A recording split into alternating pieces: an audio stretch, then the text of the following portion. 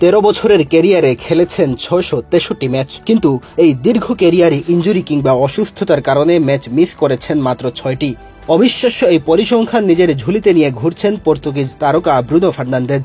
চলতি মৌসুমেও একইভাবে ছুটছেন তিনি। 2024-25 মৌসুমে এখন পর্যন্ত চোটের কারণে কোনো ম্যাচ মিস করেননি ফার্নান্দেজ। প্রিমিয়ার লিগে 34 ম্যাচের মধ্যে 33টিতেই ছিলেন স্কোয়াডে, 32 ম্যাচে ছিলেন শুরুর একাদশে এবং একটিতে মাঠে নেমেছেন বেঞ্চ থেকে।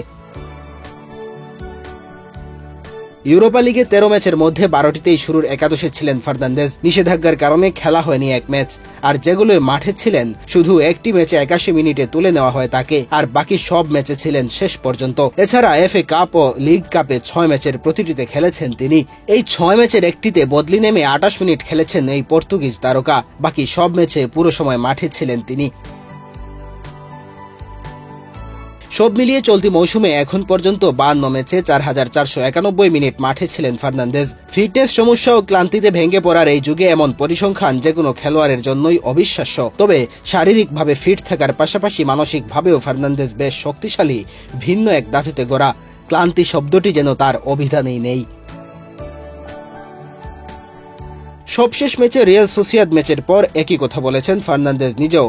বলেছেন আপাতত দায়িত্ব নিয়ে খেলে যেতে চান, বিশ্রামের বিষয়টি মৃত্যুর পরের জন্য রেখে দিয়েছেন। ইউরোপা লিগ সেমিফাইনালে রিয়াল সোসিয়েদাদের বিপক্ষে জোড়া গোলে ইউনাইটেডকে জেতানো ফার্নান্দেজ বলেছেন, ইউনাইটেড একটি বৈশ্বিক ক্লাব, তাদের ওপর অনেক মনোযোগ, অনেক চাপ থাকে, কিন্তু এটাই ফুটবল।